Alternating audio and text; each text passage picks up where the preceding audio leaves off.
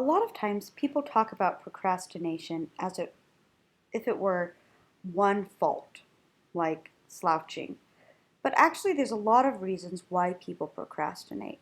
So today we're going to delve into some of the psychological reasons of why you might be procrastinating and some strategies that can help you to avoid procrastination. So first, we're going to talk about what kind of a procrastinator are you? The first type is the slacker genius who has imposter syndrome. So let me explain this term, imposter syndrome, and how it relates to this idea of being the so-called slacker genius. Imposter syndrome is a feeling like you don't belong, that people are going to find out that you're not as smart or capable as they thought you were. This happens all the time when people are doing things they never thought they'd be able to, like go to college or get a really good job. And they're kind of walking around scared that people are going to figure out they're not that smart. Well, one thing that you do if you're in that situation is you self-sabotage. So that's why you have the stereotype of the slacker genius. Somebody who's secretly really smart and capable, but they sabotage themselves by doing things like drinking too much or staying up really late. And so then when they turn in a project and they don't do a good job on it, it's okay because they sabotage themselves anyway. So for an example, if Timmy was assigned a paper and Timmy was really nervous that people will find out that he's not that smart, Timmy might do something like procrastinate and then write it in 1 hour at 11 o'clock, and then turn it in and then say, okay, no wonder I didn't get a good grade on it. I did it just in 1 hour. If I'd had more time, I totally would have done better at it. So it keeps your ego intact. You can tell people, oh, I would have gotten an A if I had just not sabotaged myself. You can also do this by taking on too many things. I had a student who was taking 21 credit hours and 2 internships, and she would often say, oh, I would do so much better in this class if I weren't doing all of this. Well, like she didn't have to do all of that. And she was doing poorly in a lot of her classes. So that's another way that you can sort of sabotage yourself. Another thing you can kind of do is handicap your assignment itself. So you can say, oh, everybody else is doing a simple 5-page paper, but I'm going to write a 20-page paper, and it's going to be amazing. And then when you turn in something that gets like a C because it's really all over the place, it's because you made your assignment something that it wasn't. So this is another form of self-sabotage. So as a corrective, try not to worry what other people think, which is a dumb thing to say because of course we worry what other people think. We're human beings. But first off, develop trusting relationships with peers and teachers, and if they're involved in, your view of your performance, your parents. Try to have a relationship where it's okay for you to make mistakes. It's okay if you don't get an A on every paper. Start to feel like your grades are just feedback and not your identity. It's not who you are. They're just how you did on a certain paper. You can also set goals to make mistakes. And these mistakes will demonstrate that you're trying something a little bit harder. So, instead of doing a topic for your paper that you've done a million times, try something a little bit harder, recognizing you might get a worse grade. If this freaks you out, you can do this on a small assignment that's only worth 5 or 10 points, and just give it a try. I remember I did something when I was in college where the teacher asked us to write like an analytical paper, and I ended up writing like a creative writing paper that was analytical, and I didn't get a good score on it, but I'm really glad that I tried it out. It was a really cool experiment for me. So those are some of the strategies you can do to sort of break away from this idea that you need to get an A, and so you handicap yourself through procrastinating. Another reason why people procrastinate is to be a thrill seeker. This is to get a rush out of procrastination. Regular tasks seem too easy, and so you just do them last minute instead. And this usually happens because procrastinating worked in the past, because the tasks were so easy. So for example, if Sally uh, comes from a high school where her papers were never evaluated, they were just graded on completion. And all she needed to do was turn in a 5-page paper. And it didn't have to be particularly deep or interesting. I mean, just filling 5 pages with text is not necessarily fun. It's kind of boring. And so Sally might get into the habit of, to give herself sort of a little bit of a thrill, completing it the night before, and her heart is pounding. Is she going to get the 5 pages done? She's got it down to the wire. She's pounding Red Bull, right? It makes it a good story. These kind of procrastination stories, it's like a thrill. It's like a rush. But of course, even if Sally was able to get through with this in the past, it's not going to be her best work. And especially as she reaches to more difficult assignments, it's going to be really sloppy. So some solutions for strategies for Sally would be to think, how can I make this more interesting? So instead of thinking about procrastination and the last minute element giving it a thrill, you can try to find other ways to make the task challenging. So if you're given something that's like totally easy and you're thinking this, the easiest assignment ever, try to find a way to challenge yourself with it. So maybe you find 5 sources instead of 3 for a paper that you could write in your sleep. Maybe you try a more difficult topic than you would have done. You can also give yourself an internal deadline. So you could tell yourself that the paper is due on Friday instead of on Monday, and then work really, really hard to get it done on Friday, and then have that thrill of finishing it by that internal deadline, and then doing some revision on it and getting it done Monday. Another reason why people procrastinate is they just don't like it, so they don't do it. So there's feelings of dread associated with the task, and so you try to distract yourself from it by doing anything else, watching TV, playing video games, but in the back of your mind, it's coming, and you just do whatever you can to try to drown out the noise of the task that you're worried about. And this actually reminds me of a story that you hear about some Zen monks, and part of their devotion was to eat a frog every day. So I don't know why that was their job, but stay with me. The novice monks would put off eating the frog until the very last minute, the last possible day. And they were miserable all day long. So they're like, oh gosh, I've got to eat that frog. Oh, it's going to be so gross. Oh, I can't believe I'm doing this. The wiser monks, though, ate the frog first thing in the morning, and then they didn't have to spend all day worrying about it. So instead of thinking the assignment doesn't interest you, you don't care about the topic, so you won't do it, you just distract yourself from it. You play video games, you watch Netflix, you just avoid it, right? Instead, be like the monks. Do the thing you hate first. The only way out is through. So if there's a part of a project that's, really is bothering you, or even something on your to-do list, do the thing you hate most first. Sometimes people talk about productive procrastination because you really don't want to write your paper, so you do your dishes. You do the laundry, right? You find everything else that you can do that is not the thing that you want to not do, right? The thing that you're avoiding.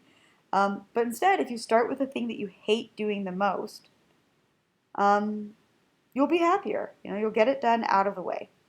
If you're really having a hard time getting started because you really hate it, you can pair pleasures with pain.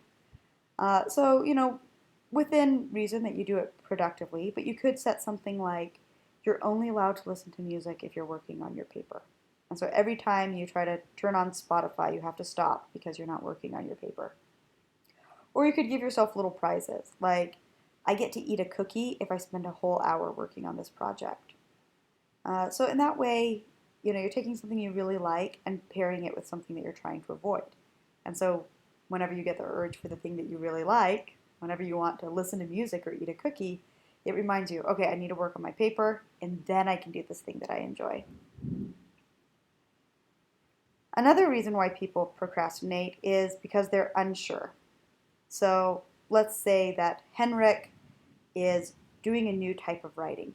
He has never written a rhetorical analysis before. And his teacher just told him, write a rhetorical analysis. And he has no idea how to start. I mean, what is the first step in rhetorical analysis? So Henrik sits there and stares at a blank screen and just has no idea what to do. Well, here's some strategies that Henrik could use. How do I start? I recommend starting with very concrete tasks. If you need to break this down to extremely small details, you can. This is sometimes referred to as very next step. So this is the smallest step that you need to do to begin. So in writing a rhetorical analysis, maybe Henrik needs to open a Word document and just write the MLA heading. His name, my name, the class, the date.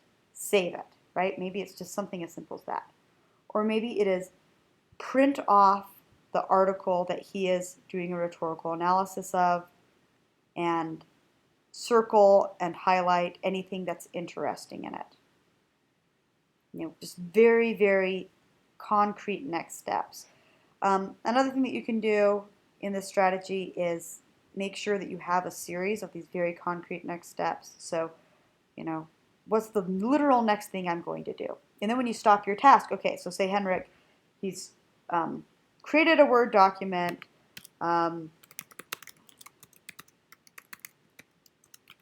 next steps. He's printed out a copy of his paper, he's circled a few things, and he's done for the day. He's put in an hour. So before he stops, he's going to make a list. What is his literal next step? So instead of thinking, now I have to write the paper, okay, maybe his literal next step is go through that page that he marked up and type out all of the quotes that he wants to use. So that's going to be in his planner for his literal next step. So that way when he sits down again, instead of being like, oh gosh, what do I do now? He'll be like, okay, I'm going to type up all of the quotes I want to use. That's my literal next step. And then he types up his quotes. Then he says, okay, my literal next step is to write a thesis statement. Okay, so then he writes his thesis statement, and then he's done for the day. And then he says, okay, tomorrow I'm going to sit down and I'm going to write an actual introduction and do my first section, right? So then he writes that in his to-do list. So making a list of, literally what is the next thing that I'm doing, that it can give you a place to start if you're not sure what to do next.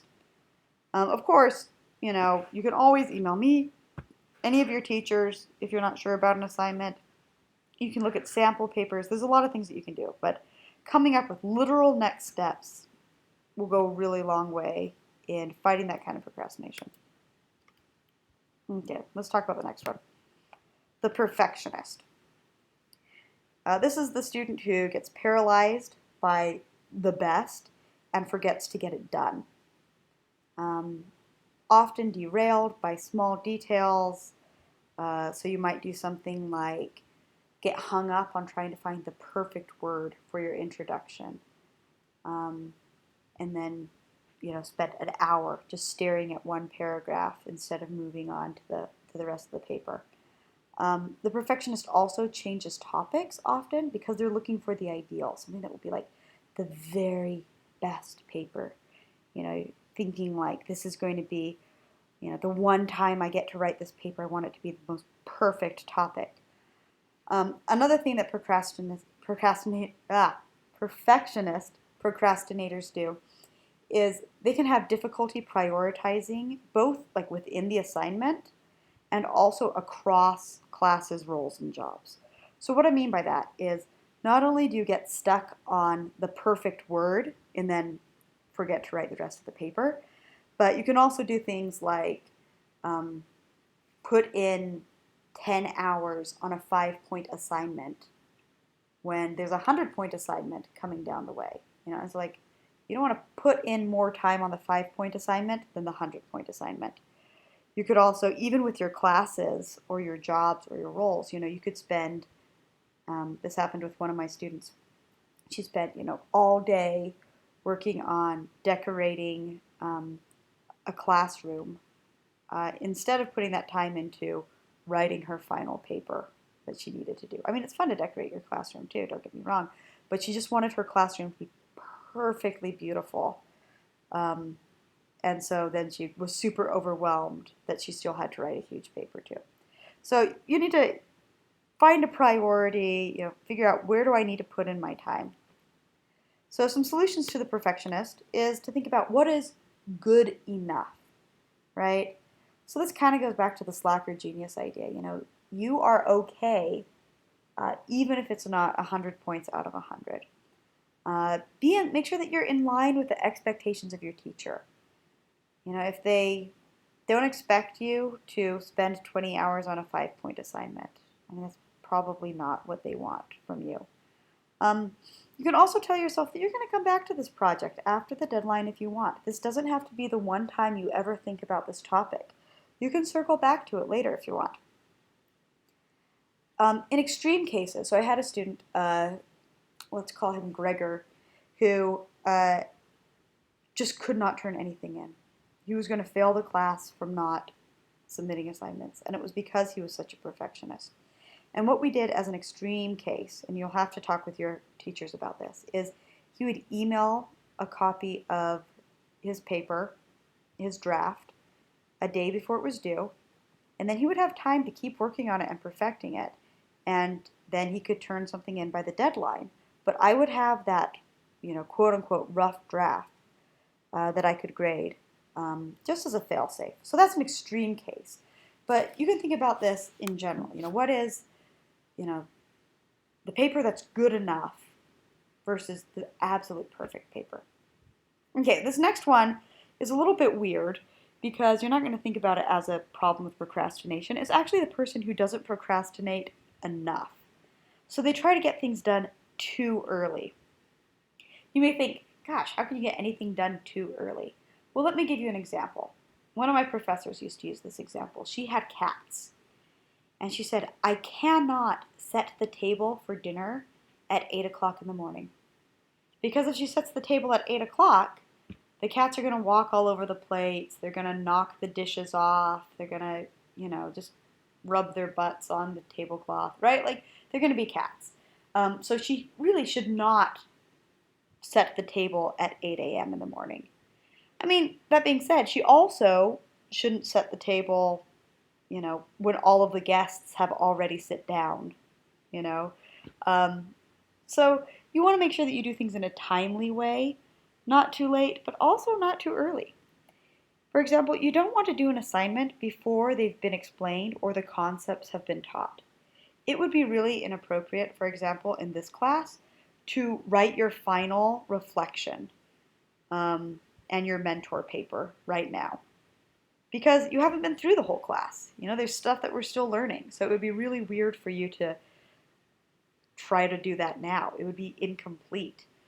Similarly, if you try to take your final exam for your classes, you haven't learned the concepts yet. So you're just not ready for it.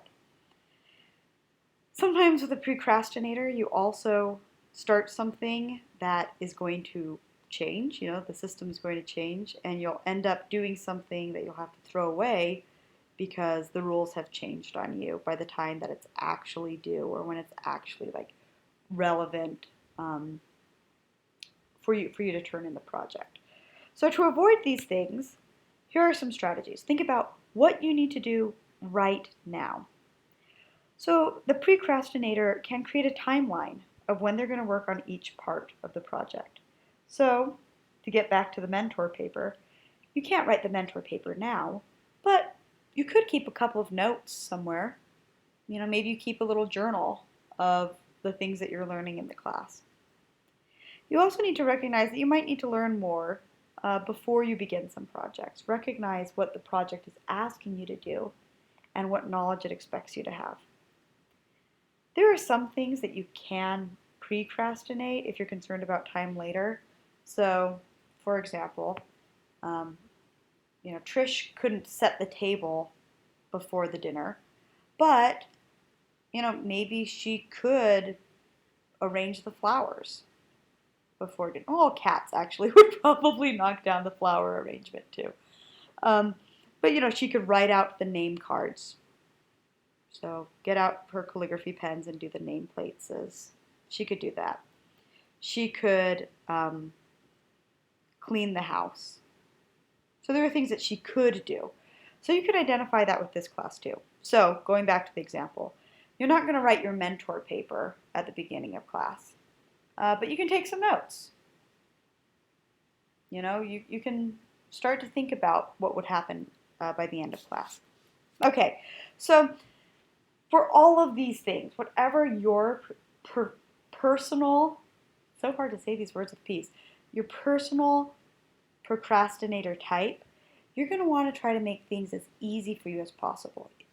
You're going to work with your instinct as if it were an elephant that you're trying to get through the jungle. This is an old parable, and the riddle is, how do you get an elephant through the jungle? Well, the easiest way is to cut a path for it. Use tools that will make it easier for you. Prepare your environment and your situation. So this might be something like making a writing center appointment to bring in a draft of your paper if you're an avoider or if you're a perfectionist. And so make that appointment with the writing center, go see somebody, have this deadline to go visit them at the writing center, and you have to make your appointment to keep you from procrastinating. You could use a planner to write down what you're going to do at each stage if you're unsure about the project. You could go through and block out the different projects you're going to work on as you finish your big paper. You could make phone calls or texts with group members to check in with them about how they're doing and to ask questions if you're unsure about what to do for the project. All of these are tools that you can use. And the biggest elephant is me. You can always email me, contact me if you're having continual problems with procrastination. I also want to recommend to you, if some of these things really are weighing down on you, it might be worth stopping by the counseling services here at the university. They can help you talk about things like stress or procrastination if they're really coming up a lot in your situation. But be aware of these different types of procrastination. Think about how you can solve them. And it doesn't have to be your destiny. You can fight against these natural instincts that we all have.